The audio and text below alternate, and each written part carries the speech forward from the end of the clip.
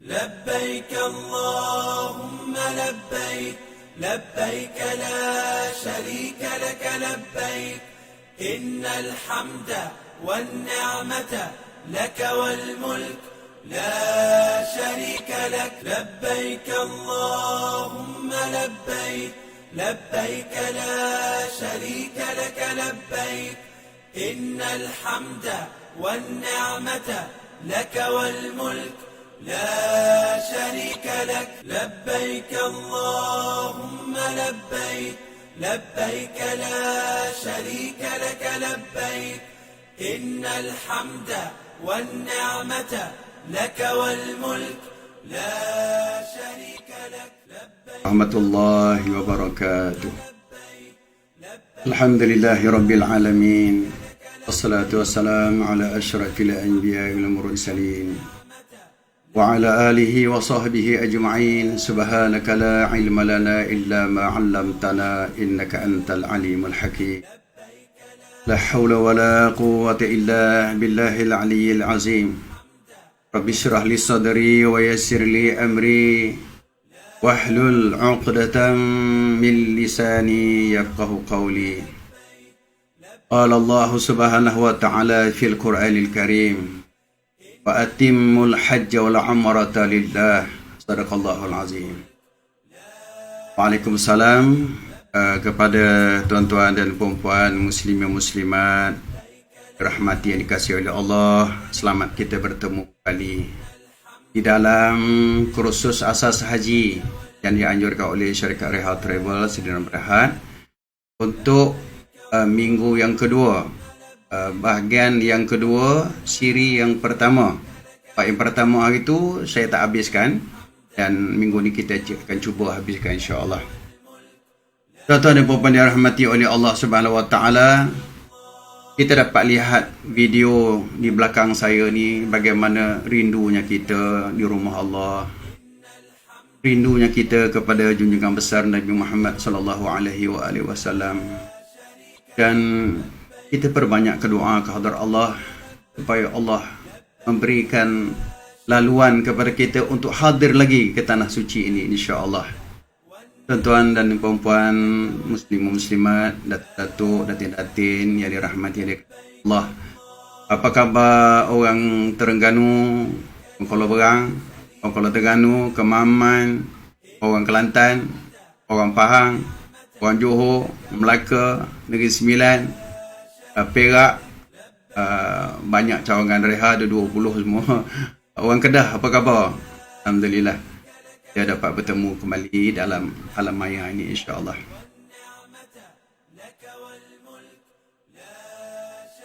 Baik, tuan-tuan dan puan-puan yang dirahmati yang dikasihi oleh Allah Subhanahu Wa Taala, kita akan sama-sama bertalbiyah, ya. Jadi saya nak mengajak tuan-tuan dan puan-puan dapat kita bertalbiyah, hadirkan hati kita bagaimana besar hebatnya kita sebagai hamba menyahut panggilan Allah Subhanahu Wa Taala. Kita jadikan ianya sebagai latihan insya-Allah. Sama-sama kita bertalbiyah. Kita akan juga zikir munajat. Kita beristighfar, kita berzikir munajat sama-sama. Okay?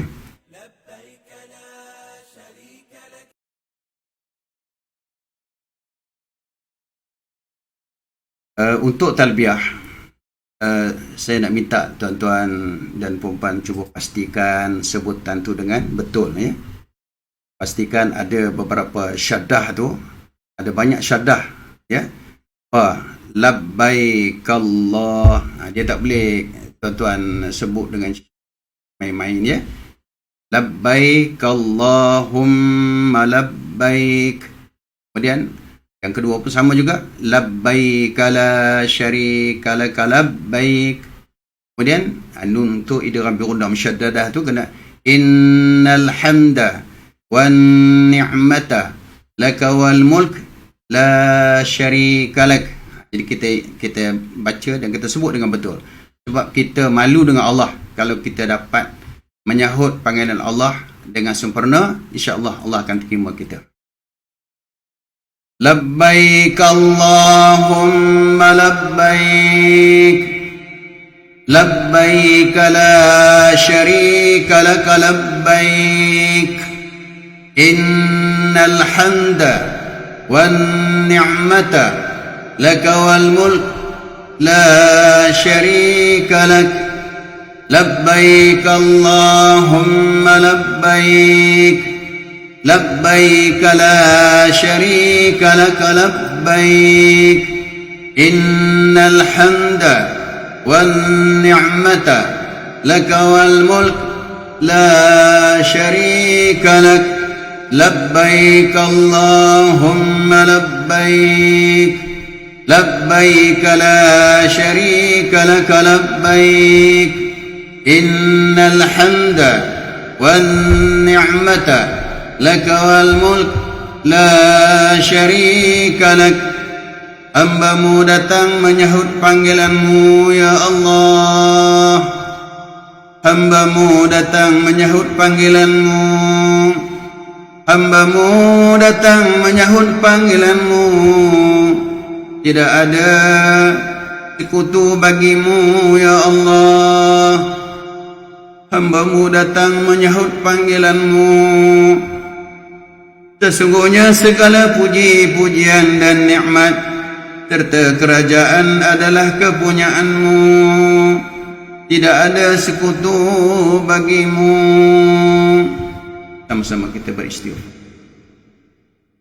Astaghfirullahal azim alladzi la ilaha illa huwal hayyul qayyum wa atubu ilaih.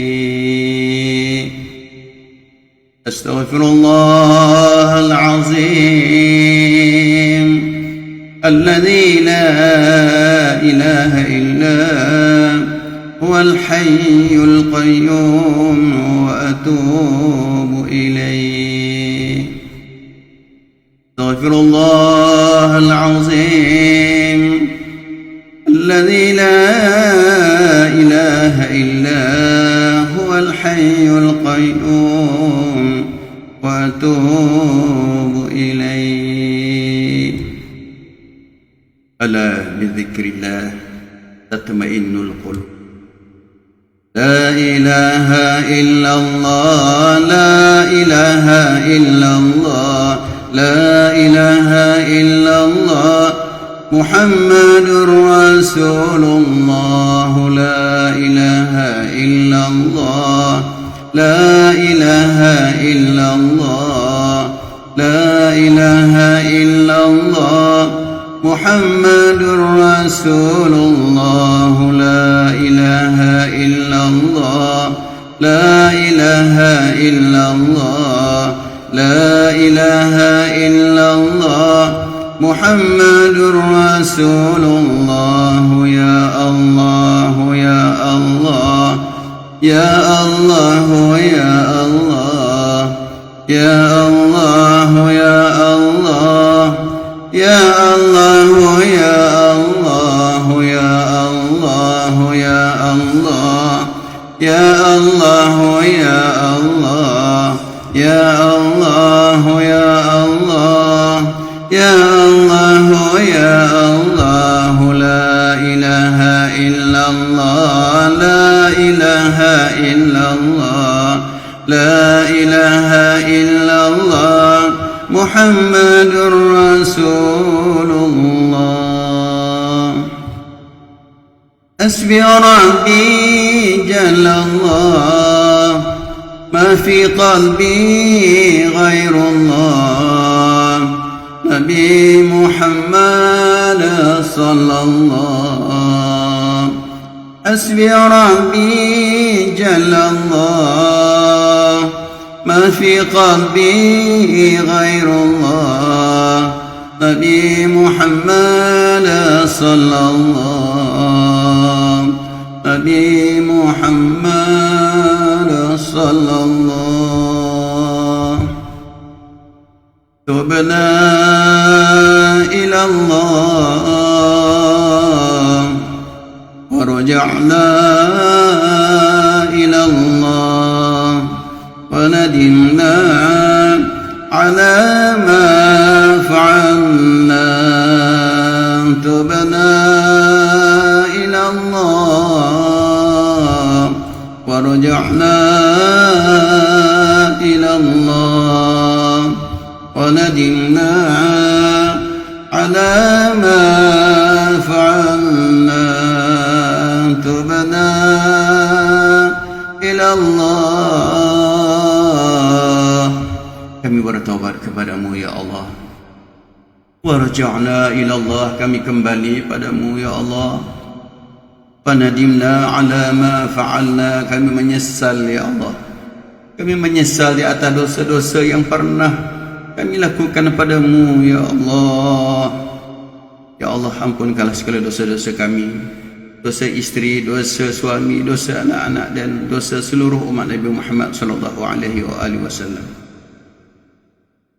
Allahumma salli ala sayyidina Muhammad salatan tuballighuna biha hajja baitikal haram wa ziyarata habibika sayyidina Muhammad عليه أفضل الصلاة والسلام في صحة وعافية وسلامة ولطف وبلوغ المرام وعلى آله وصحبه وسلم.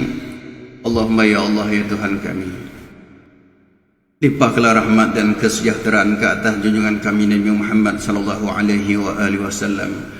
Rahmat yang dengannya menyampaikan hajat kami, menunaikan fardu haji di rumahmu di Baitullahil Haram, dan mengunjungi makam kekasihmu junjungan kami Nabi Muhammad sallallahu alaihi wasallam. Kepadanya dipohonkan kelimpahan rahmat dan kesejahteraan. Semoga kami semua dikekalkan dalam kesihatan, afiat, selamat, kesampaian segala hajat kami ya Allah. Kesampaian segala hajat kami ya Allah, serta kurniakanlah rahmat dan kesejahteraan ke atas keluarga serta sahabat baginda Nabi sallallahu alaihi wasallam. Wassallallahu ala sayyidina Muhammad wa ala alihi wasahbihi ajma'in. Alhamdulillah alamin. Saudara muslimin dan muslimat, tuan-tuan dan puan dirahmati oleh Allah, saya nak mengingatkan lagi supaya jangan kita lupa, tuan-tuan, bacalah ayat-ayat penyelamat, ayat mujiat, surah At-Taubah ayat 51, surah Yunus ayat 107, surah Hud ayat 6, surah Hud ayat 56, surah Al-Ankabut ayat 60, surah Fatir ayat 2, dan terakhir adalah surah Az-Zumar ayat 38. Begitu juga tuan-tuan, kita kena biasakan membaca ayat syifa setiap hari. Bila-bila lagi kita berada dalam suasana penyakit yang diuji oleh Allah Subhanahu Wa Taala, supaya Allah melindungi kita, menjaga kita, diri kita, keluarga kita, masyarakat kita, seterusnya umat Nabi Muhammad sallallahu alaihi wasallam. Surah At-Taubah ayat 14, surah Yunus ayat 57, surah An-Nahl ayat 69, surah Al-Isra ayat 82, surah Asy-Syu'ara ayat 80, dan surah Fussilat ayat 40. Alhamdulillah, kandungan yang akan kita bicara agak panjang. Hari ini slide saya 100 slide. Tapi insya-Allah saya cuma masukkan gambar-gambar aja. Tuan tengok gambar kan, saya akan cepatkan, saya cuba habiskan insya-Allah.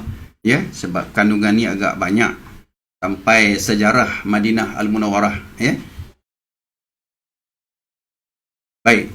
Sebagai permulaan yang kita kena semak di dalam hati kita, Allah telah memberitahu kepada kita umat Islam dalam surah Al-Baqarah ayat 196. Di awal tadi saya dah bacakan, wa atimmul hajja wal umrata lillah. Sempurnakanlah ibadat haji dan umrah kerana Allah. Ayat ni pendek je, tetapi perkataan atimmu tu, kita nak kena buat kerja haji tu dengan sebaik-baiknya. Kita kena tahu rukun dia, kita kena tahu wajib dia, kita tahu sunat dia, kita kena tahu larangan-larangan dia, tegahan-tegahan daripada Allah, tuntutan daripada Allah, pelaksanaan praktikal yang paling banyak kita akan kerjakan dalam kerja haji. Sebab itu, kursus haji tak kiralah secara fizikal ke, secara online sangat penting. Tuan-tuan dan puan-puan boleh mengulangi dalam video saya ni, insya-Allah. Saya akan masuk banyak perkara-perkara, maklumat-maklumat untuk panduan kepada kita di dalam permulaan ataupun di dalam mukadimah, ya, berkaitan dengan haji dan umrah. Baik, seruan haji. Jadi kalau kita perhati di dalam surah Al-Hajj ayat ke-27 ni, Ini adalah panggilan Allah. Kita dah jawab tentang panggilan tadi, berkaitan dengan panggilan tadi ialah dengan talbiyah. وَأَذِّن فِي النَّاسِ بِالْحَجِّ يَأْتُوكَ رِجَالًا وَعَلَى كُلِّ ضَامِرٍ يَأْتِينَ مِنْ كُلِّ فَجٍّ عَمِيقٍ. Sekali lagi saya baca. وَأَذِّن فِي النَّاسِ بِالْحَجِّ يَأْتُوكَ رِجَالًا وَعَلَى كُلِّ ضَامِرٍ يَأْتِينَ مِنْ كُلِّ فَجٍّ عَمِيقٍ. Dan serukanlah umat manusia untuk mengerjakan ibadat haji. Nescaya mereka akan datang ke rumah Tuhanmu dengan berjalan kaki dan dengan menunggang berjenis-jenis unta yang kurus yang datangnya daripada berbagai jalan dan curug rantau yang jauh. Ini seruan Allah. Allah panggil kita, Allah jemput kita sebagai tetamu dia. Jadi kita dah jawab tadi dengan talbiyah. Baik, sejarah Tanah Haram Mekah Al-Mukarramah. Dalam sejarah ini, ayat yang Allah telah rakamkan dalam surah Saffat ayat ke-102, ketaatan dan pengorbanan. Kerana kita tahu bahawa kerja haji ini adalah satu pengorbanan yang sangat besar. Peringkat awal dulu saya dah terangkan bagaimana rukun Islam yang kita kena laksanakan. Rukun Islam tu ada 5 kan. Dalam 5 tu Allah letakkan haji terakhir sekali. Sebab yang pertama syahadah tu Allah suruh tundukkan hati kita kepada dia. Bila kita disuruh solat, Allah tu suruh tundukkan anggota badan kita kepada dia. Bila Allah suruh kita mengerjakan puasa, Allah suruh kita tundukkan nafsu dia, nafsu kita kepada dia. Bila disuruh kita melaksanakan ibadat zakat, Allah suruh kita tundukkan harta kita kepada dia. Bila Allah perintahkan kita melaksanakan haji dan umrah, artinya kita kena tunduk segala-galanya kepada Allah Subhanahu Wa Taala. Perhatikan ayat yang saya baca. A'udzu billahi minasy syaithanir rajim. Falamma balagha ma'ahu as-sa'ya qala ya bunayya inni ara fil manam anni adbahuka fanzur madza tara. Qala ya abati if'al ma tu'mar. قال يا أبت افعل تؤمر ستجدني إن شاء الله من الصابرين. Maka tatkala anaknya itu sampai ke peringkat umur yang membolehkan dia berusaha bersama-sama dengannya, Nabi Ibrahim AS berkata, wahai anak kesayanganku, sesungguhnya aku melihat dalam mimpi bahawa aku akan menyembelihmu, wahai nak. Maka fikirkanlah apa pendapatmu. Anaknya menjawab, wahai ayahku, jalankanlah apa yang diperintahkan kepadamu.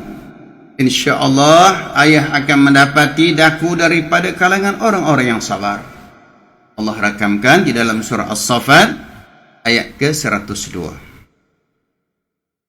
Satu lagi, bila kita nak melaksanakan kerja haji, kita akan diuji dengan gangguan iblis dan syaitan. Syaitan, iblis ini sentiasa mencari jalan untuk merosakkan amal ibadat kita. Maka kita berlawan dengan ini, dengan iblis ni, macam kita nak berhadapan dengan COVID-19 lah. Kan nampak pun. Iblis pun sama, kita tak nampak. Tetapi yang bahaya iblis ni, kita tak perasan yang kita telah termasuk perangkap dia. Apabila kita tak berhati-hati, kita akan masuk perangkap iblis. Sebab bila kita buat kebaikan, kita ingatkan kebaikan tu sudah pun mendapat pahala di sisi Allah. Kita telah melakukan perkara yang dituntut oleh Allah. Rupa-rupanya dalam perkara-perkara yang kita lakukan kebaikan, iblis dah masuk dengan sifat-sifat mazmumah yang merosakkan jiwa dan hati kita daripada sifat riya. Dia nak dapat nilai ibadat yang baik tu ialah ikhlas. nak merosakkan ibadat itu, ada 3 perkara yang boleh merosakkan. Pertama, riak. Yang kedua, sum'ah. Yang ketiga, orang panggil riak, sum'ah. Riak ni apa dia? Kita menunjukkan ibadat kita kepada orang lain. Sum'ah ni kita memperdengarkan ataupun kita bercakap dan bagi tahu kepada orang yang kita buat ibadat. Dan yang ketiga, yang paling bahaya sekali ialah ujub. Ujub pun akan merosakkan amal ibadat. Sebab ujub ini dia ada di dalam jiwa, dalam hati kita. Iaitu kita perasan yang kita ni lebih baik daripada orang lain. Itu masuk ujub. Dalam bahasa kita, ujub ni macam kita heran diri kita ni lebih baik daripada orang lain. Jadi merosakkan amal ini ada 3. Nak mendapat nilai pahala ibadat di sisi Allah, satu je, iaitu ikhlas. Bukan satu perkara mudah kita nak melaksanakan. Maka iblis, dia akan menggunakan senjata-senjata dia akan merosakkan kita. Nabi Ibrahim AS datang kali ketiga ke Mekah setelah menerima perintah membina Kaabah. Ketika itu Nabi Ismail AS berumur 20 tahun dan ibunya telah pun meninggal dunia ketika itu. Kita perhatikan dalam surah Al-Baqarah ayat 127. A'udzu billahi minasy syaithanir rajim. وَإِذْ يَرْفَعُ إِبْرَاهِيمُ الْقَوَاعِدَ مِنَ الْبَيْتِ وَإِسْمَاعِيلُ رَبَّنَا تَقَبَّلْ مِنَّا إِنَّكَ أَنْتَ السَّمِيعُ الْعَلِيمُ. Dan ingatlah ketika Nabi Ibrahim bersama-sama Nabi Ismail meninggikan binaan dasar tapak Baitullahil Haram, yakni Kaabah, sambil kedua-duanya berdoa dengan berkata, wahai Tuhan kami, terimalah daripada kami amalan-amalan kami. Sesungguhnya Engkau yang maha mendengar lagi maha mengetahui. Kita dapati ayat ini. Nabi Ibrahim sentiasa berdoa memohon kepada Allah. Tak ada jalan lain, tuan-tuan. Kita nak melawan iblis dan syaitan, kita memohon supaya kita dapat berlindung daripada iblis dan syaitan dengan Allah Subhanahu Wa Taala. Allah bagi tahu kepada kita banyak cara untuk kita melindungi mereka daripada mengganggu amalan kita. Baik, tuan-tuan dan puan-puan, muslim dirahmati oleh sejarah Tanah Haram sikit. Nanti saya akan terangkan kedudukan border-border, gambar-gambar. Saya akan cuba lajukan sikit, insya-Allah, kerana slide ni pertama sekali, cuba tuan-tuan perhati kawasan yang tidak berpenghuni. Kita bayangkan Mekah, kawasan ketika itu tidak ada penghuni pun, padang pasir yang kering kontang, air pun tak ada, manusia apatah lagi. Binatang yang ada tu binatang padang pasir lah, barangkali dhab ke, barangkali adalah makhluk-makhluk lain yang sesuai hidup di tanah pasir, di padang pasir. Pokok pun tak ada. Kawasan yang tidak berpenghuni, dan kawasan itu dilalui oleh kabilah-kabilah. Jadi orang Arab ni biasa mereka berniaga, dia orang bawa rombongan-rombongan dengan unta, dengan kuda mereka, dengan keldai mereka, Suku Jurhum dia memohon keizinan Hajar untuk bermukim. Sebab sewaktu sudah ada air Zam-Zam di sana, bila air dah ada, ramai orang cuba nak mengambil kesempatan untuk tinggal di situ. Jadi satu puak suku Jurhum ni, dia minta izin, sebab orang yang membuka Mekah ini pada awalnya ialah Siti Hajar dan anaknya Nabi Ismail. Minta izin, suku Jurhum. Ni cerita kisah lama ni.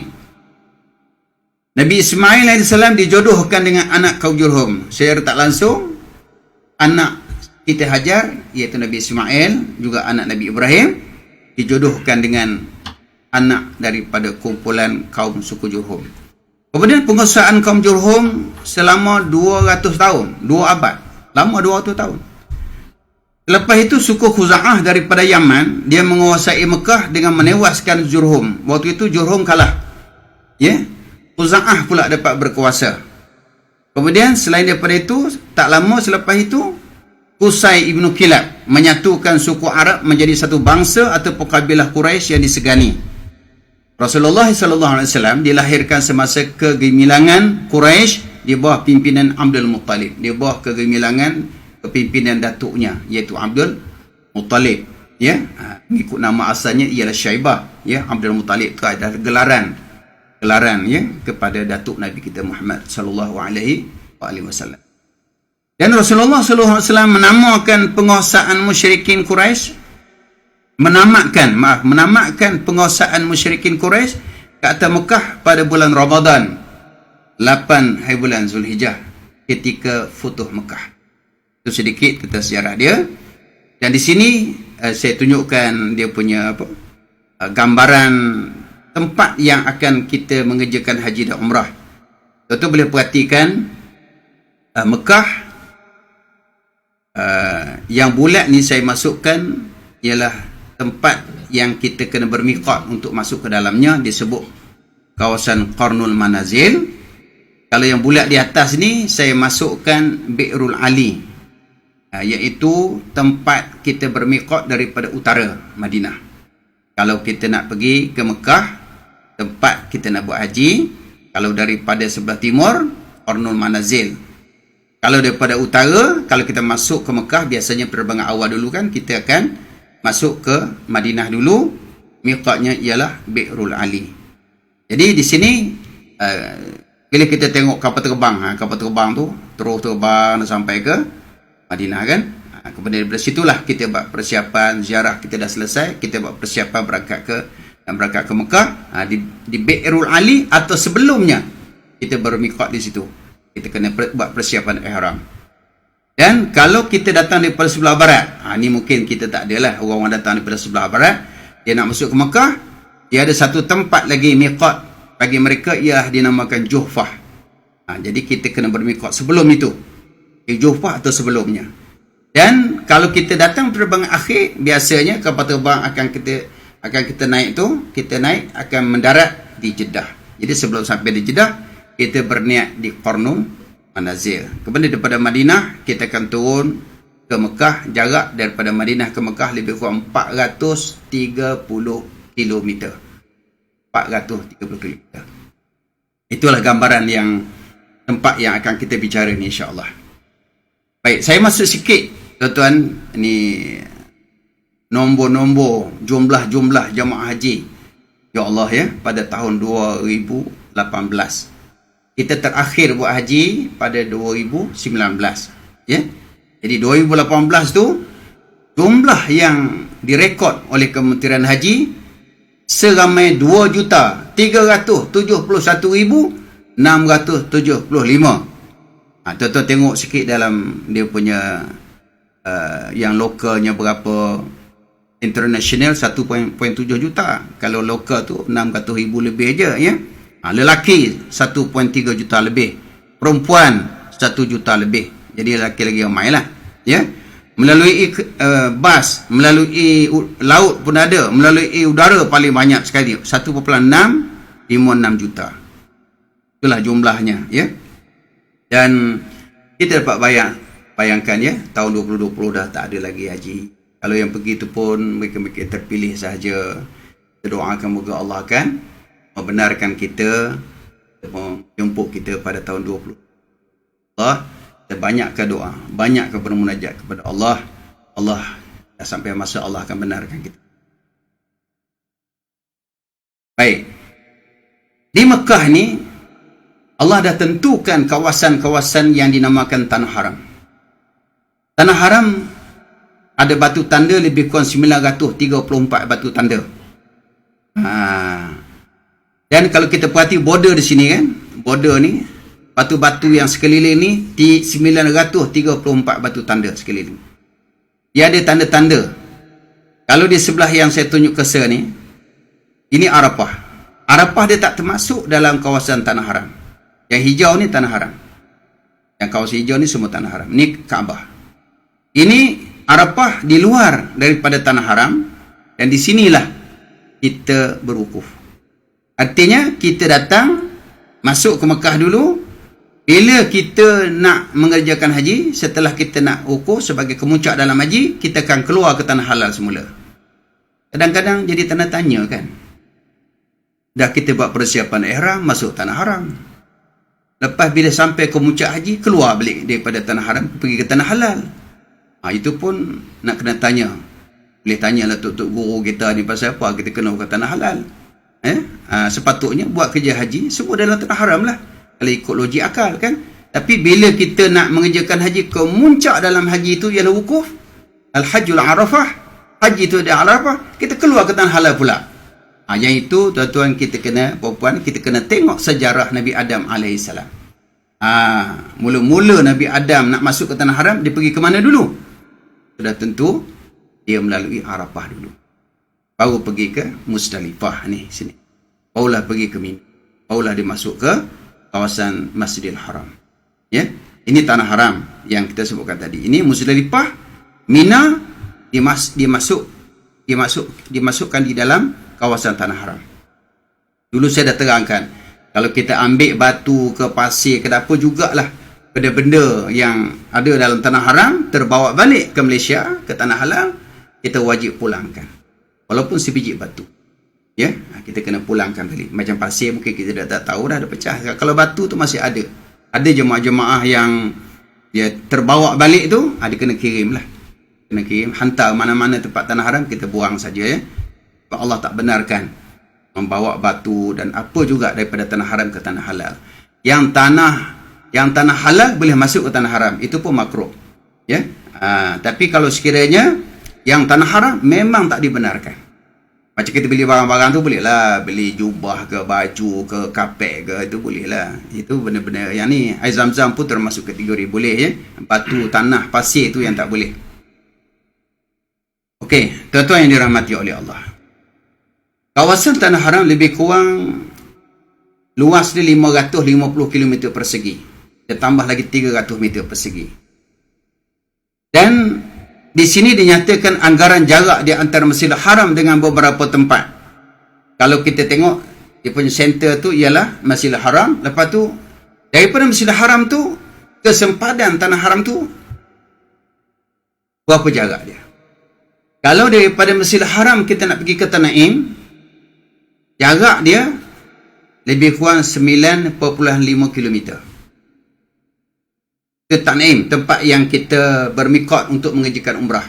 Kalau kita berada di tanah haram, kita nak buat umrah, kita kena keluar ke tanah halal.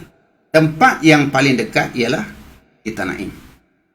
Saya cuba tengok pergerakan daripada Mekah ke Tanaim mengikut highway. Sekarang dia ada highway dia ya, pusing kat belakang tu, hampir 15 km.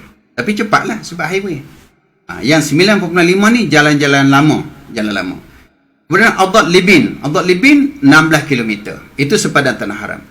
Syariah ini jalan nak pergi, jalan ke Mina ya. Dia punya jarak dia 16 km. Kemudian satu lagi sebelah barat Hudaybiyah 22 km.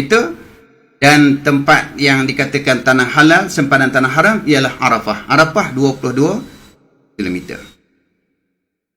Allah Subhanahu Wa Taala memberi ancaman kepada mereka yang cuba ingin melakukan kejahatan ilhad di tanah haram. Yang ini Allah bagi tahu kepada kita, tak boleh kita melakukan kejahatan di tanah haram. Hatta niat pun tak boleh dengan perkara yang tak baik. Kalau di tanah halal, kita niat nak buat jahat, Allah tak tulis lagi kejahatan. Ingat, bila dah kita buat, baru kita ditulis ataupun direkodkan sebagai melakukan kejahatan. Tetapi di tanah haram jangan.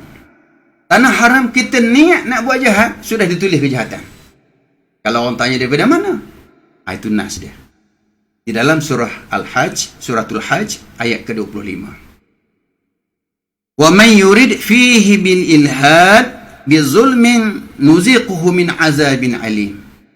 Dan siapa yang berniat belum lagi melakukan ilhad. Ilhad tu maksudnya ialah kezaliman dan kejahatan di tanah haram.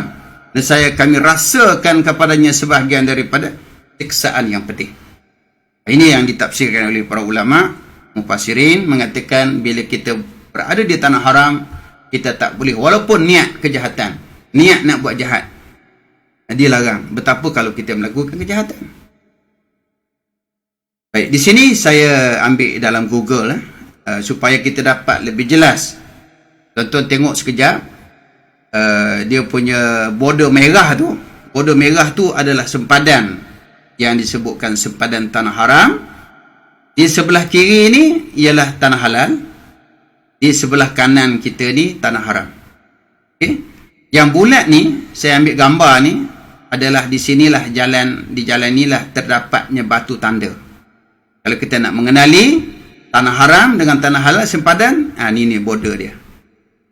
Dan kalau di Hudaybiyah disebut Masjid Miqat, tak jauh, lebih kurang dalam 2 km lebih kurang begitulah ya. Ada satu masjid di sini tempat kita berniat untuk mengerjakan umrah kalau kita pergi ke Hudaybiyah.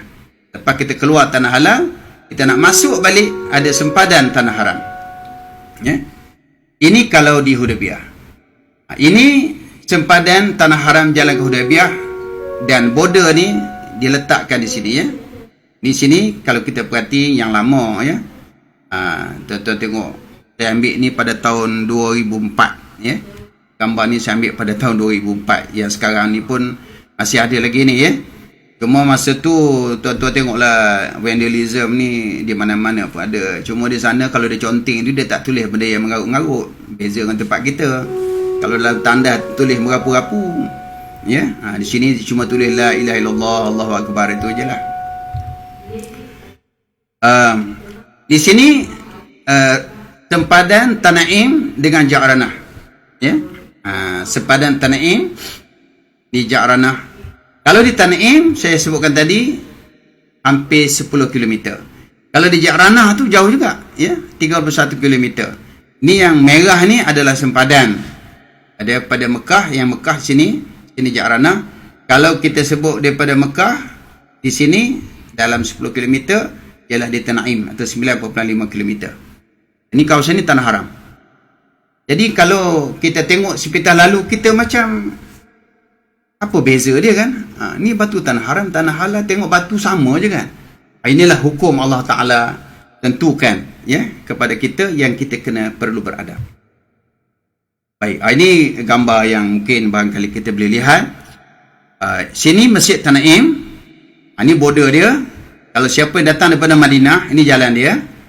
Di sini tuan-tuan perasan ada tempat checkpoint ni. Checkpoint ni. Ini checkpoint ni. Ini ada polis jaga ni.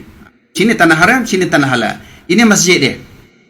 Rupa-rupanya di penjuru masjid ni, dia masuk tanah haram. Masjid Tanaim ni atau Masjid Sayyidatina Aisyah, tuan-tuan puan-puan ingat tak yang mana yang biasa buat umrah dengan haji kan? Bila kita pergi Tanaim ni, janganlah sampai ke depan sana. Depan sana, ujung ni tanah haram ni. Border tu dia terkena bucu sikit. Kita kena duduk di sinilah. Tapi walau bagaimanapun, kalau kita nak buat umrah, niat di tanah haram tak jadi masalah. Tapi janji selepas niat mesti kita kena keluar ke tanah halal. Kalau kita niat di tanah haram, lepas tu balik semula tawaf dan sa'i dan bergunting, umrah kita sah.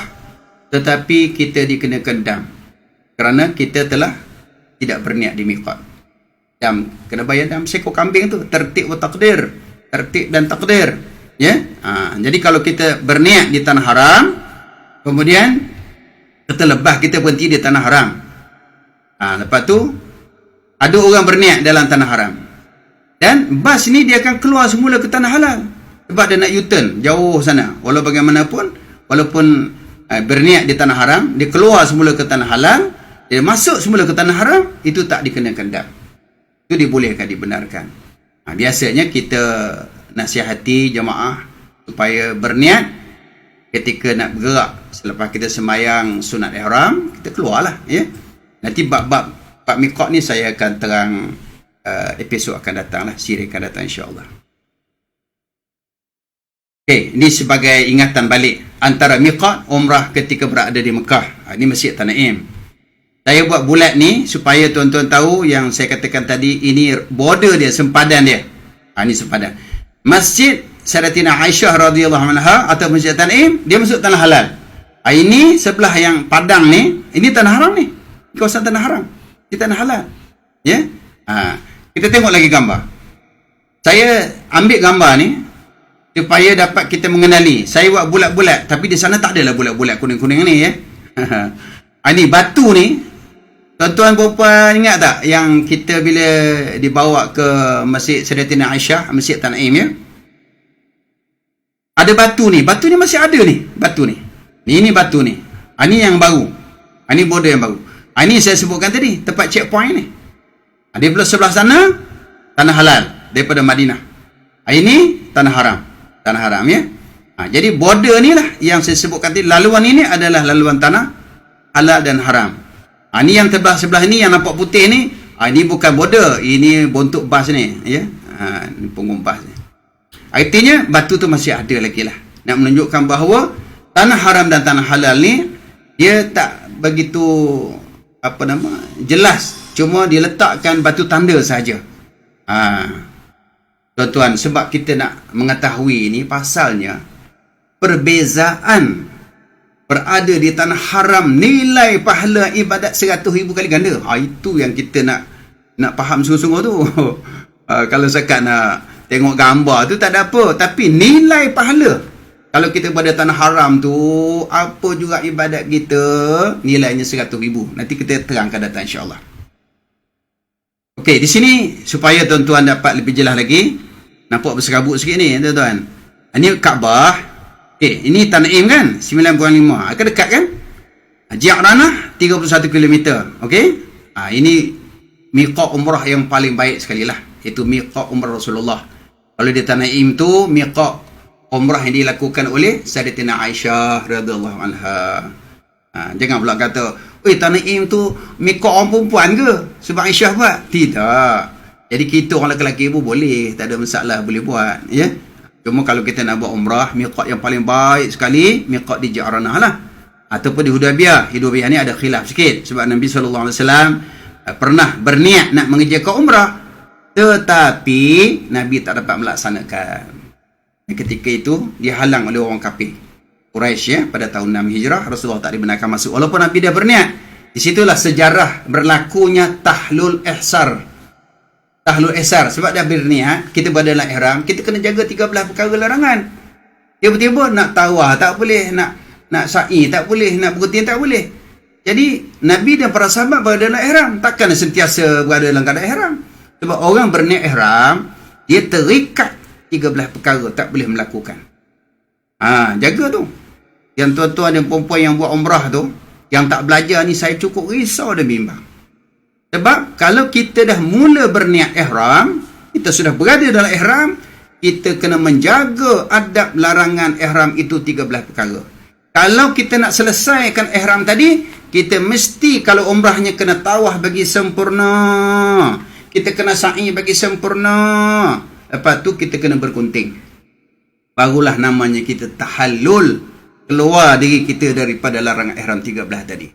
Bayangkan tuan-tuan dan puan, seandainya ada orang yang pergi umrah ni dia tak belajar, pergi haji dia tak belajar, tak cukup ilmu, dia berada dalam ihram, tapi dia tak melaksanakan kerja-kerja tuntutan rukun sampai selesai, kan dia berada dalam ihram lagi.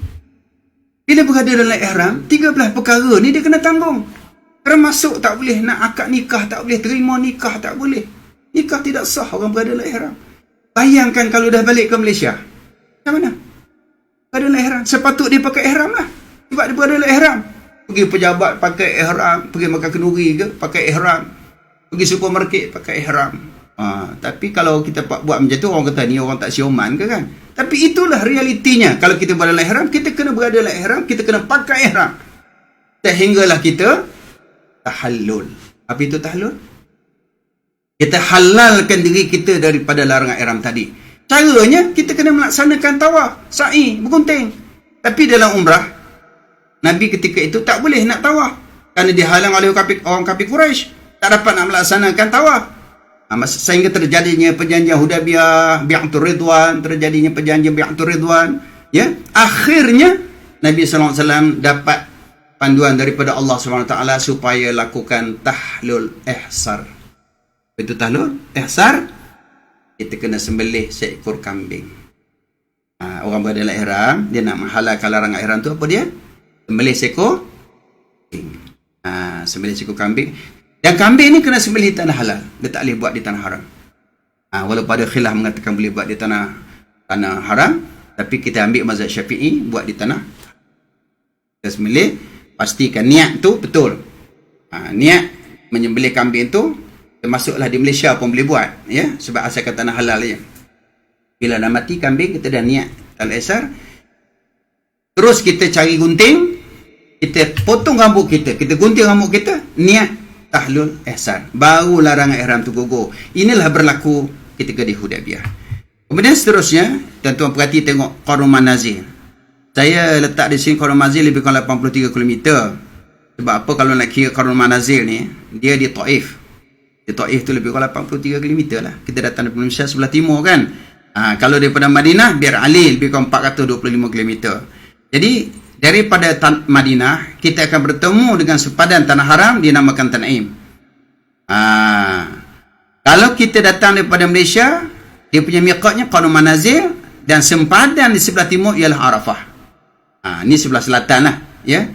Ni dia punya kedudukan lah. Tuan-tuan kena faham tentang kedudukan. Ini satu lagi perkara yang sangat penting. Dalam buku haji saya tulis, saya masuk benda ni supaya tuan-tuan dapat melihat. Ni, kau tengok ni, ya. Ini Kaabah kan?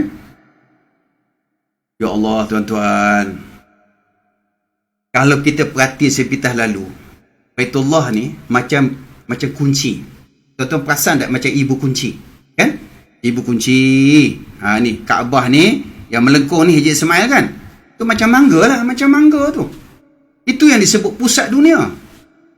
Kalau nak ikut sejarah ceritanya lebih panjang ni, bahawa Baitullah Al-Haram ni atau Kaabah ni adalah pusat kepada dunia. Itu sebab disebut diletakkan jam besar tu memang sesuai lah. Kan di London. Ya. Di situlah pusat dunia. Dan kalau kita tengok pusat dunia ni, tempat kita bertawaf ni, ada satu lubang di sini terletaknya Hajarul Aswad. Seolah-olah di situlah anak kunci. Lubang anak kunci. Itulah disebut Hajar Aswad, batu syurga. Baik, ke arah yang disebut Hajar Aswad ini disebut Multazam. Tuan-tuan perhati tengok ya. Tuan-tuan tengok ni. Ini disebut Multazam. Multazam ni arah ke sini. Tuan-tuan akan lihat Sugul Lail. Ada perkataan apa tadi? Sugul Lail. Sugul Lail ni orang Melayu panggil pasar malam. Suk tu pasar, Lail tu kan malam, pasar malam. Di situlah terletaknya tempat ataupun rumah kelahiran junjungan besar kita Nabi Muhammad sallallahu alaihi wasallam. Di Sugul Lail inilah tempat Nabi dilahirkan. Dan di belakang Sugul Lail ni terus tuan-tuan akan lihat di sini Jabal Nur. Biasa dengan Jabal Nur? Jabal Nur itu adalah bukit bercahaya. Di situlah terletaknya Ghor Hira ataupun Gua Hira. Dan di situlah Nabi sallallahu alaihi wasallam menerima wahyu, ayat yang diperintahkan untuk Nabi membacanya, ya, menerimanya. Iqra bismi rabbikal ladzi khalaq. Hingga 5 ayat. Jadi tuan-tuan boleh perasan tak? Wahira ni, ya, yang terletak di Jabal Nur, dia berbetulan dengan tempat Nabi lahir, berbetulan dengan Multazam, pintu Kaabah. Kemudian arah ni pula yang saya sebut kuning ni, saya taruh supaya tuan-tuan faham dia punya ni. Inilah sudut yang dipanggil sudut Hajar Aswad. Yang kita nak memulakan tawaf ni, kita kena berada dalam sudut ni. Kita nak bertawaf ni, kita kena mula dalam sudut ni. Artinya sudut ini adalah permulaan kita nak bertawaf, dan di situ juga kita berakhir. Kan kita nak, nanti insya-Allah dalam bab tawaf saya akan terang lebih detail lagi. Biasa orang kata bila nak bertawaf, kita akan berada di sudut Hajar Aswad. Rupanya sudut ni bila kita tarik lurus ke sana, yang ni tarik lurus ke sini, jadilah sudut. Jadi kita nak mula tawaf, mesti kita berada dalam sudut ni. Kita tak boleh bertawaf mula di sudut lain. Ya. Dan di sinilah yang disebutkan sebagai Arafah, berada dalam sudut Hajar Aswad. Musdalifah, berada dalam sudut Hajar Aswad. Mina, ya Allah, rupanya kerja haji kita, tuan-tuan dan puan-puan. Kerja haji kita ni, kita buat semua dalam kerja haji itu di dalam sudut Batu Syurga. Kerana itulah kita sedar tak sedar bahawa doa kita sangat-sangat mustajab dan Allahu Akbar. Doalah tahun ini, mudah-mudahan Allah Ta'ala akan beri doa macam banyak. Ya? Berikanlah kesempatan ruang kami untuk laksanakan kerja. Ya? Kemudian kalau Haji Ismail arah ke utara, ya, ni utara. Ni sebelah timur ni, arah ke negara kita. Ini utara ni Madinah Al-Munawwarah. Itu sikit dia punya gambaran supaya tuan-tuan dapat melihat tentang kedudukan Kaabah tu. Ini kalau kita tengok gambaran yang agak lebih besar. Di sini sudut Hajar Aswad. Dalam sudut Hajar Aswad, kalau kita lebih besar, kita boleh besarkan lagi, negara-negara yang berada dalam sudut Hajar Aswad ialah negara kita, Malaysia. Pokoknya Malaysia ni, kita duduk solat, arah Kaabah ataupun kiblat yang kita arah itu adalah Hajar Aswad, surga. Subhanallah, ya. Lepas tu rindunya kita, bila kita duduk pun walaupun jauh dengan Kaabah kan, hati kita sentiasa teringat ke Baitullah, rindu ke Baitullah kan. Betul, tengoklah susah macam mana pun, kita bayar mahal macam mana pun, kita pergi tempat susah, tapi hati kita tetap nak pergi. Kalau ikut pada adat tuan-tuan, ya, kita bayar dah mahal. Ni satu-satunya tempat yang bayar mahal tapi dapat susah. Kerja haji dah. Bayar mahal tapi susah. Kalau ikut pakej sampai puluh-puluh ribu harga. Paling kurang pun 28 ribu kena bayar. Yang biasa-biasa dalam 35 ribu, 40 ribu. Ada yang pakej mahal sampai ratus-ratus ribu pun ada. Ya? Yang ratus-ratus ribu tu duduk 18 hari saja. Sanggup. Tapi susah dapat juga. Bayar mahal tapi susah. Mekah je lah. Walau bagaimana susah pun hati kita tetap rindu. Kita nak pergi sana juga. Saya ingat tak ada orang balik daripada Mekah. Tak tahu tuan-tuan ada jumpa. Dia balik-balik Mekah, dia kata, "Taubatlah, aku tak nak pergi dah, susah." Ada pasal dengar? Kalau tuan-tuan dengar orang cakap macam tu, lepas 40 hari tuan-tuan takkan jumpa dia lagi dah. Apa makna dia? Dia buang tabiat, dia meninggal lah tu. Orang dah tak betul lah tu, ya. Dia kata Mekah ni macam tu, luar biasa. Okey, adab-adab dan kelebihan di Tanah Haram. Baik, kita tengok satu persatu tuan-tuan. Ya, puan-puan, ya. Kita cuba perhati satu persatu adab di Tanah Haram. Pertama sekali, cuba perhatikan. Menyedari perjalanan haji adalah satu ibadat. Kebetulan saya sebut tadi, ibadat haji ni tempat yang agak sukar dan susah.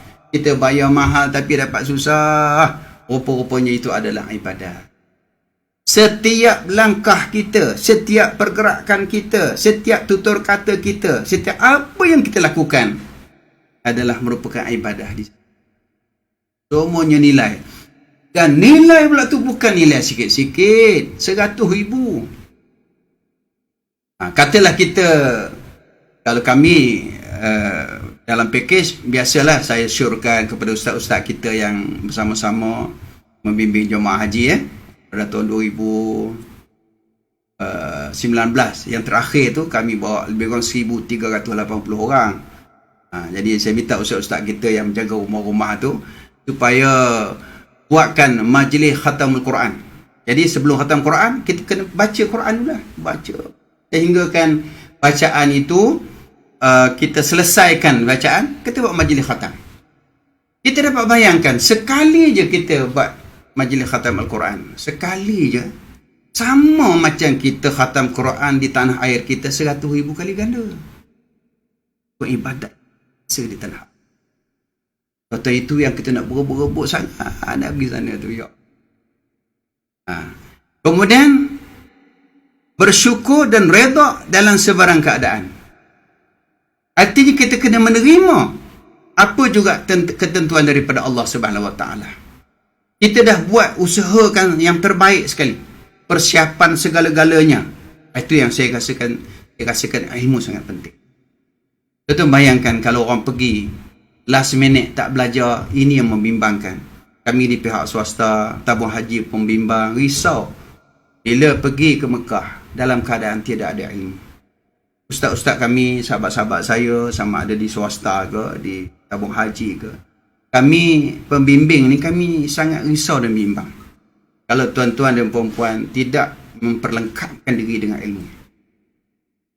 Kita pergi sana nampak macam melancong, tapi perjalanan kita perjalanan ibadah, dan kita kena redha, kita kena terima apa juga yang berlaku. Hatta sampai ada orang yang pergi kat sana tu, kalau nak kiranya sudah tentu kita rasa dalam keadaan sihat walafiat, tapi bila kita tidak ada ilmu, kita akan rasa tak puas hati apa saja.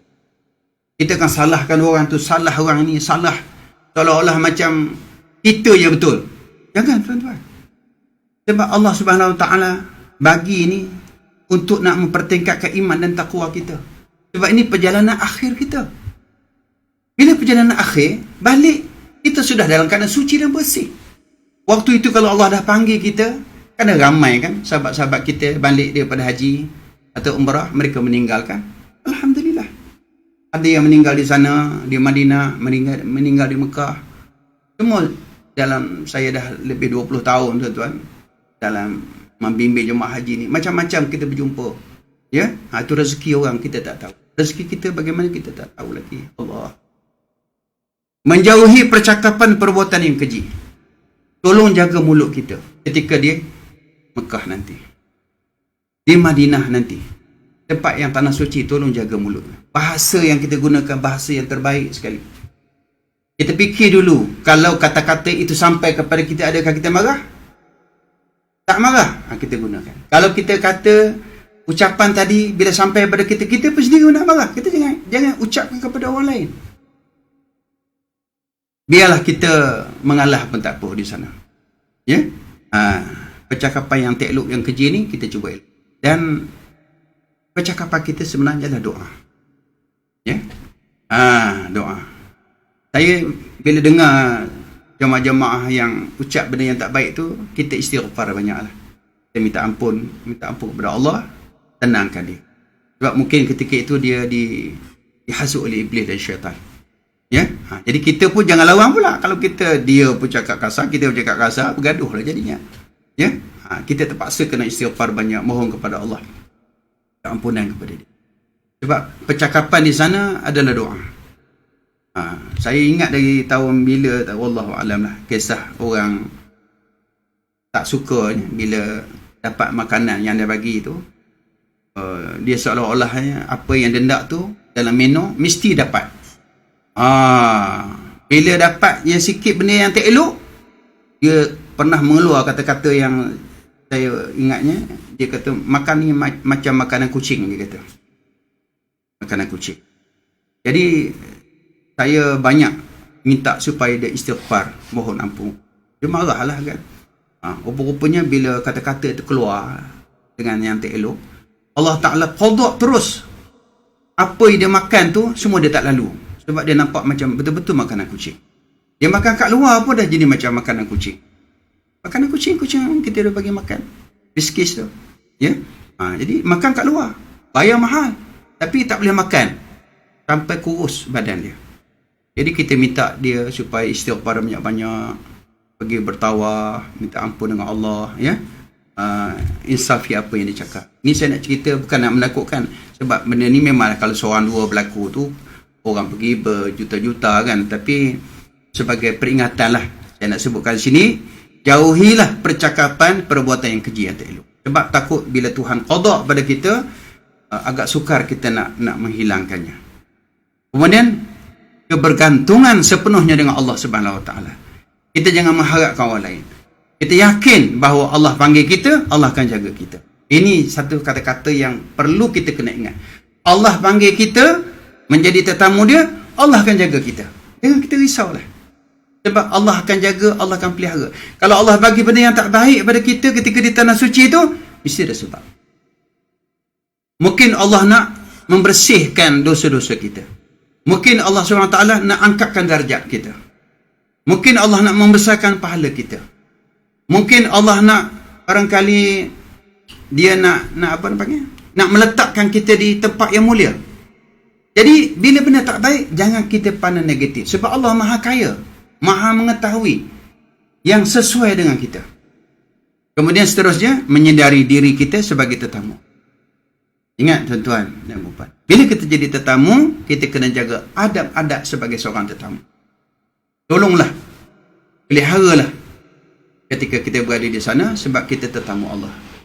Kalau kita contoh, kita jadi tetamu raja daripada segala raja di negara kita ke, ada di negara lain, jadi tetamu dia, kita akan diberikan panduan untuk supaya jangan melanggar adab tata susila.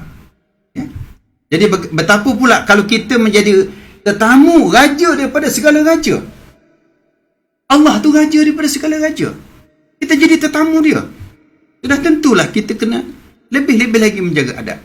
Itu yang bila kita berada dalam ihram, bila kita niat nawaitul umrata wa ihramtu biha, ataupun nawaitul hajj wa ihramtu bihi lillahi ta'ala, kan, bila kita berada dalam ihram saja, kan Allah Ta'ala suruh kita jaga adab 13 perkara. Ini dalam larangan ihram, nanti kita akan terang. Ya, ikutilah. Tak kira lah, tak mesti dengan saya, ramai ustaz-ustaz kita ya yang beri bimbingan itu, kita ambil peluang. Tuan-tuan, tak semestinya kita taksub pada satu guru. Kita belajar mana-mana saja. Tempat-tempat yang boleh kita mendapatkan ilmu, kita perkayakan ilmu secukupnya untuk menjadi tetamu Allah Subhanahu Wa Taala. Kemudian menunjukkan akhlak yang mulia. Saling bantu-membantu, tolonglah. Allah Subhanahu Wa Taala biasa dia bagi kepada kita bila kita banyak membantu tetamu dia.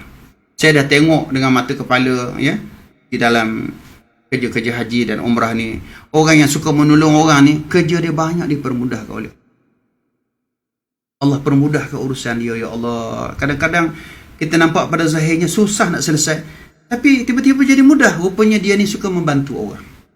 Jadi tuan-tuan dan puan-puan, muslimat-muslimat, bila kita jadi sampai tetamu Allah, ringankan tulang kita.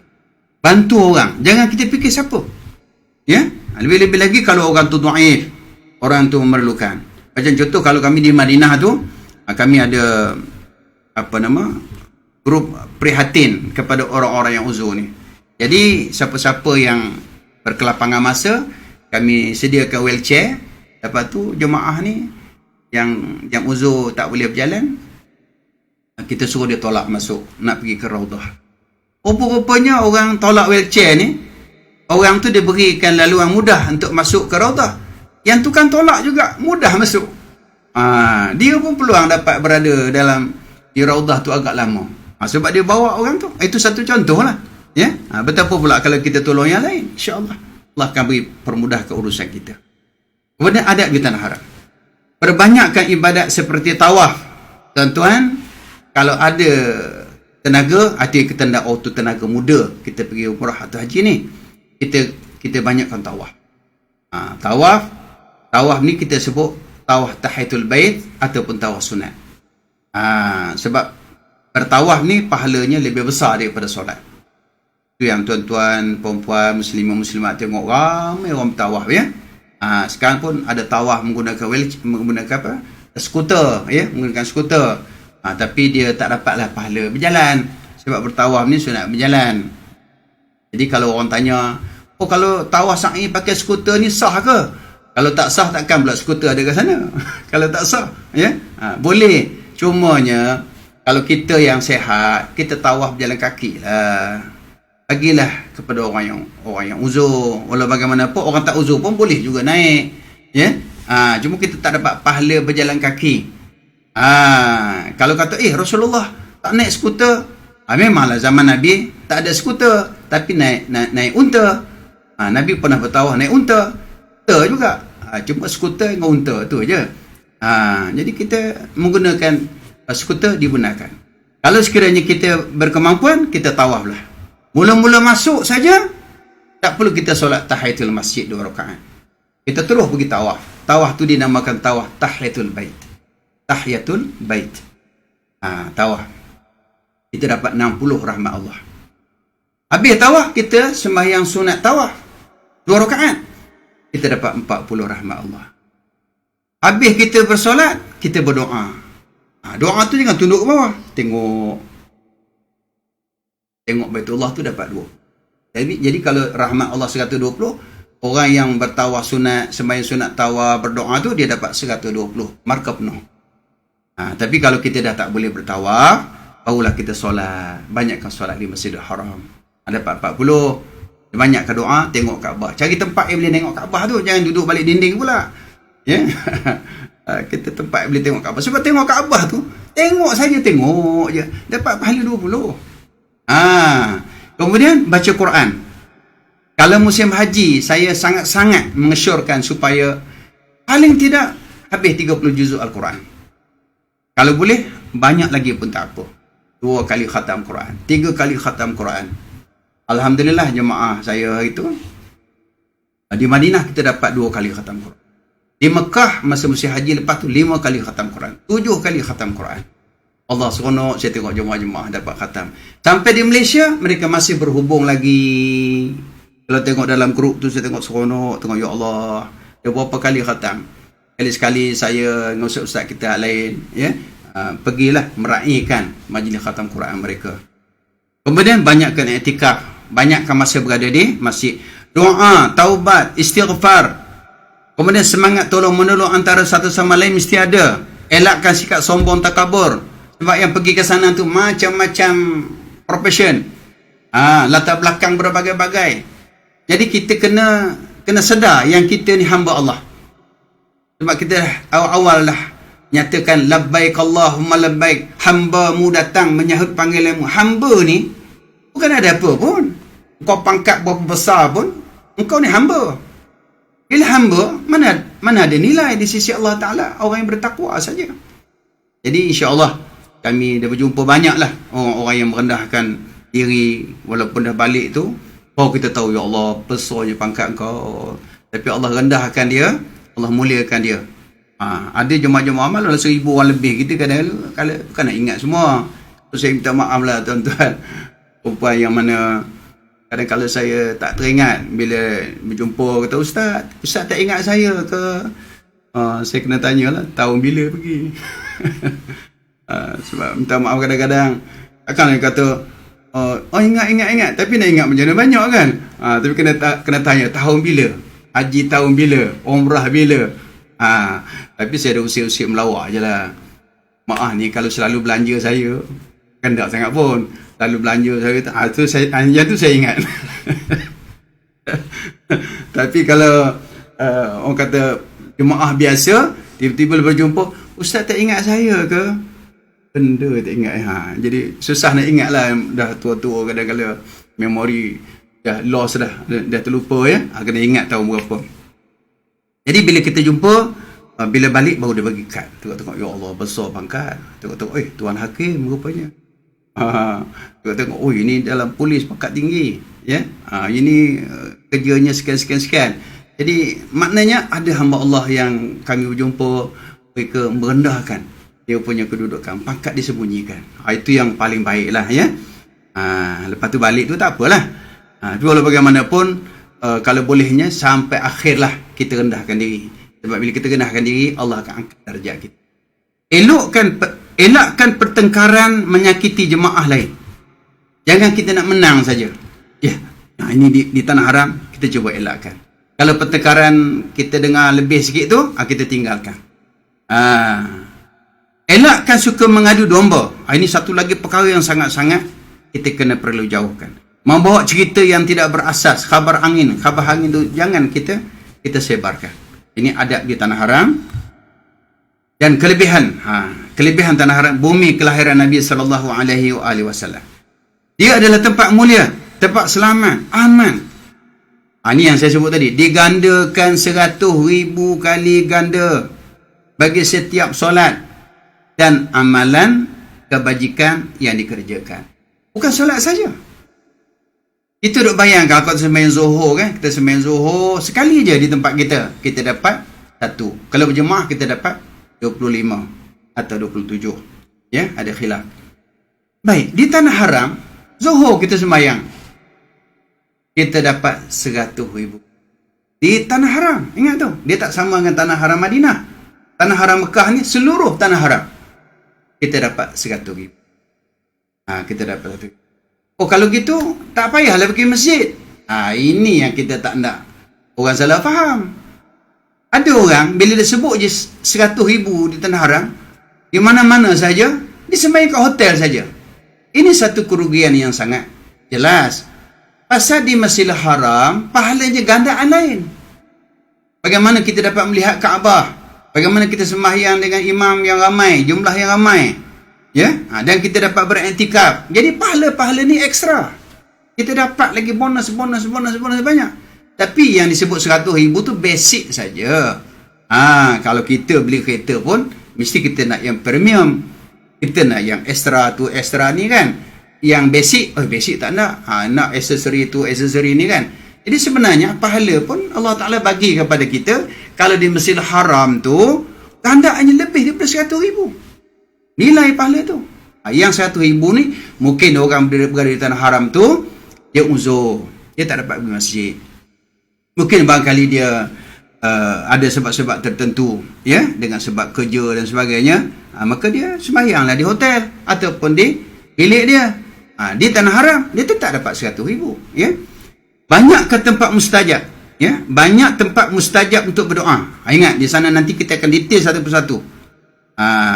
Lepas itu Mekah terpelihara daripada wabak ta'un dan fitnah Dajjal. Ini pun kita pun rasa macam tertanya-tanya kan, COVID-19 ni. Kenapa Mekah kena juga? Ini pun ada hikmah dia. Kenapa ada orang di Mekah kena? Kalau ikut, Allah SWT akan jaga tempat suci ni daripada wabak ta'un dan fitnah Dajjal. Kemudian saya sebutkan tadi 120 rahmat turun ke atas Kaabah setiap hari. 60 untuk orang yang tawaf, 40 untuk orang yang solat, 20 untuk orang memandang Kaabah. Dan lagi satu, di tanah haram Mekah ini tidak ada waktu ditegah untuk mengerjakan solat sunat. Bila-bila masa sahaja kita nak buat ibadat solat, boleh, silakanlah. Ibadat sunat dia tidak ada waktu haram. Ini dalam mazhab kita Syafi'i je tuan-tuan, ya. Puan ingat tak kalau ada orang yang sembahyang lepas subuh, sembahyang sunat kan? Ada jemaah lain yang tegur kita sebab dia mungkin daripada mazhab lain. Kalau kita dalam mazhab Syafi'i, di tanah haram tidak ada waktu haram. Bila-bila masa kita boleh buat. Walau bagaimanapun kita cuba elak lah. Kadang-kadang jadi isu pula kan, lepas main subuh sembahyang sunat. Apa lepas main subuh tu elok kita baca Quran, banyak wirid, banyak zikir dan sebagainya, ya. Elak daripada sembahyang. Walau bagaimanapun kalau nak sembahyang boleh. Tapi waktu sembahyang ni pun kita kena tahulah pula, ya. Kalau kita dah tinggal subuh tu kenalah sembahyang. Sebab sembahyang qada. Di tempat kita tak boleh ada 5 waktu. Waktu yang dilarang. Pertama lepas subuh. Itu waktu main sunat tak boleh kita buat. Lepas subuh, lepas solat subuh, main sunat tak boleh buat. Sunat ni maksudnya sunat mutlak. Dan sembahyang sunat yang tak ada sebab. Yang kedua, ketika matahari nak naik tu. Dia punya bulat matahari tu belum keluar habis lagi, baru nak naik. Itu waktu haram. Yang ketiga, ketika rembang. Melainkan hari Jumaat. Hari Jumaat boleh, bila-bila masa boleh. Di mana saja kan, kita boleh, kita tak boleh sembahyang. Tapi kalau sunat wuduk boleh, ya. Sunat wuduk ni sembahyang sunat yang didahului oleh sebab. Ada sebab dia, sebab kita berwuduk. Itu boleh, waktu haram boleh buat. Yang tak boleh ni belum ada sebab lagi ataupun tak ada sebab apa-apa, sembahyang sunat mutlak tak boleh, haram. Kalau sembahyang sunat nak musafir tak boleh sebab belum musafir. Tapi sembahyang sunat kembali musafir boleh sebab dah musafir. Itu waktu haram boleh buat. Boleh buat. Kita kena faham dalam bab ni, insya-Allah kita akan cuba bahaskan nanti dalam perkara bab sembahyang nanti, ya, sebab agak panjang juga nak menceritakan bab ini. Kemudian lepas asar tak boleh kita buat waktu haram. Sembahyang waktu haram lepas asar. Dan yang kelima ialah ketika matahari nak terbenam tu. Dia punya bulat matahari tu, kalau kita tengok tepi laut tu, bulat tu belum turun sampai habis. Bila loop turun sampai habis, itu dikira waktu maghrib. Ya, waktu nak turun tu, itu waktu haram. Dan kita kena ingatlah, di Madinah tertakluk dengan waktu haram. Di Mekah tak tertakluk dengan waktu haram. Bila masa boleh buat, insya-Allah. Baik, ganjaran 100,000, yang ini sebagai tambahan lah ya. Petikkan daripada kitab Bughyatul Tullab, muka surat 102, perbincangan ulama pendapat mengatakan kelebihan 100,000 tu merangkumi seluruh tanah haram Mekah. Berdalilkan peristiwa Isra' dan Mi'raj ketika Rasulullah sallallahu alaihi wasallam diisra'kan. Baginda berada di rumah Ummu Hani ketika itu, bukan dalam Masjidil Haram. Jadi ulama menjelaskan bahawa Masjidil Haram yang dimaksudkan dalam ayat tersebut merujuk keberkatan barakna haulahu, kepada tanah haram seluruhnya. Dia katakan linuriyahu min ayatina. Dan Rasulullah SAW dalam ayat yang kata Isra' dan Mi'raj tu, ada perkataan digunakan barakna haulah. Haulah tu sekelilingnya. Maka ditafsirkan seluruh tanah haram tu adalah dikategorikan sebagai tempat yang mendapat ganjaran 100,000. Baik. Tidak ada waktu ditegah untuk melakukan solat. Ini di sini kita tengok sepintas lalu. Selepas solat subuh sehingga waktu syuruk, saya dah sebutkan tadi. Selepas waktu syuruk sehingga naik matahari. Ketika rembang, kecuali Jumaat. Yang rembang hari Jumaat ni saya nak sentuh sikit. Sebab apa? Di Masjidil Haram sejak 2 tahun lepas, 3 tahun lepas, di Masjidil Haram dan Masjid Nabawi, hari Jumaat diazankan setengah jam sebelum masuk waktu. Ini untuk bagi tuan-tuan dan puan-puan yang dah lama tak pergi Masjidil Haram dengan Masjid Nabawi, Di Masjidil Haram, Mekah dan juga Madinah, hari Jumaat setengah jam sebelum masuk waktu Jumaat, azan. Azan yang pertama. Kemudian bila masuk waktu, azan yang kedua, sebenarnya bukan azan kedua, azan pertama lah tu. Lepas tu terus baca khutbah. Itu masa mula-mula dilakukan, ramai juga yang keliru. Sebab ada jemaah kita pergi awal, lepas tu dengar azan. Bila dengar azan, sebenarnya azan tu belum masuk waktu, setengah jam lagi. Bila dengar azan, dia pun tak tengok jam. Tu bangun sembahyang solat qabliyah Jumaat. Mana ada qabliyah Jumaat? Jumaat pun tak masuk lagi. Jadi waktu itu dia boleh sembahyang sunat mutlak. Sahaja aku solat sunat 2 rakaat. Dia tak sebut solat apa. Solat dipanggil solat sunat mutlak. Saya sebutkan tadi, solat sunat mutlak tak boleh buat waktu rembang. Tetapi hari itu hari Jumaat dibolehkan. Betapa pula kalau di Masjidil Haram, tanah haram Mekah, tidak ada waktu haram. Kalau berlaku di Madinah, kenapa boleh kita sembahyang sunat mutlak waktu rembang? Sebab dianya berlaku pada hari Jumaat. Hari Jumaat bukan saja kita katakan di Madinah, di negara kita pun boleh kalau sembahyang sunat mutlak pada hari Jumaat. Hari lain yang tak boleh waktu rembang, Kemudian selepas solat asar sehingga terbenam matahari. Masa kekuningan matahari sehingga terbenam matahari. Tadi saya dah sebutkan tadi, itu dalam kitab Bahrul Wafi muka surat 62.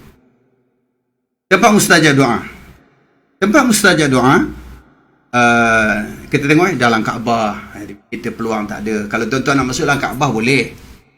Tuan-tuan ambil kesempatan masuk ke Hijr Ismail. Sebab Nabi SAW pernah membawa isterinya Sayyidatina Aisyah radhiyallahu anha. Bila Aisyah minta nak masuk Kaabah, Nabi pimpin isterinya itu masuk ke Hijr Ismail. Rupanya Hijr Ismail ini adalah sebahagian daripada Kaabah. Jadi kalau orang yang sembahyang di Hijr Ismail, dia seolah-olah sembahyang dalam Kaabah. Itu pun tempat mustajab doa, Kemudian masa tawaf di Baitullah, masa bertawaf tu, sambil kita bertawaf tu kita berdoa kepada Allah Subhanahu Wa Taala. Tak putus-putus tak apa. Kalau kita tak ada nak baca wirid zikir, kita terlupa dan sebagainya, banyak ke doa ketika tawaf. Dia multazam antara Hajar Aswad dengan pintu Kaabah. Itu yang anak panah ni, Ini dipanggil multazam antara pintu Kaabah dengan penjuru Hajar Aswad. Ini dipanggil multazam. Inilah di antara yang sangat mustajab doa. Kemudian di belakang makam Ibrahim. Tapi kita nak berdoa di sini, mungkin barangkali ditegah. Sebab waktu ini orang bertawaf ramai. Jadi tuan-tuan dan puan-puan boleh sembahyang jauh ke belakang. Berbetulan dengan Hijr Ismail. dengan makam Ibrahim, ya. Kemudian tempat mustajab doa juga, nanti insya-Allah tuan-tuan dan puan-puan cari Bukit Safa, itu tempat mustajab doa. Bukit Marwah, tempat bersa'i, apa disebut mas'ah, tempat bersa'i itu disebut mas'ah. Itu pun mustajab doa. Cuma beza dia di sini adalah bukan masjid. Kalau tuan-tuan nak niat i'tikaf tak boleh lah. Nak niat i'tikaf di mas'ah, Bukit Safa, Bukit Marwah, tak boleh niat i'tikaf. Sebab itu bukan masjid. Sebab asal dia, nanti saya tunjuk gambar, asal di tempat bersa'i itu di luar masjid. Di luar masjid. Jadi, kita nak dapat i'tikaf, kena masuk di kawasan area masjid. Baru kita niat i'tikaf. Ini, walaupun dia bukan masjid, tetapi tempat mustajab doa. Kemudian, Arafah. Orang yang berada di Arafah pun mustajab doa. Walaupun dia tanah halal. Tapi Arafah ni, tuan-tuan kena ingat, perempuan kena ingat ya, dia mustajab doa ialah pada malam Arafah. Dia mustajab doa ketika wukuf. Setahun hanya sekali. Tahu hanya sekali. Ada juga jemaah yang beritahu kat saya, ada pembimbing bawa, kemudian sampai ke sana di Arafah, dia suruh orang naik atas Jabal Rahmah berdoa.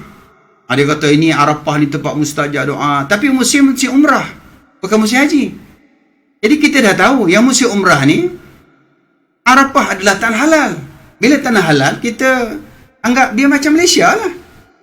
Baik kita berdoa dalam masjid di negara kita, dalam masjid lebih baik lagi. Di Arafah tu bukit, dia 2 kali saja, hanya sekali saja yang kata mustajab tu. Ketika wukuf di Arafah tu yang mustajab. Sekali aja. Jadi kalau naik atas tu, ada yang minta doa dekatkan jodoh lah,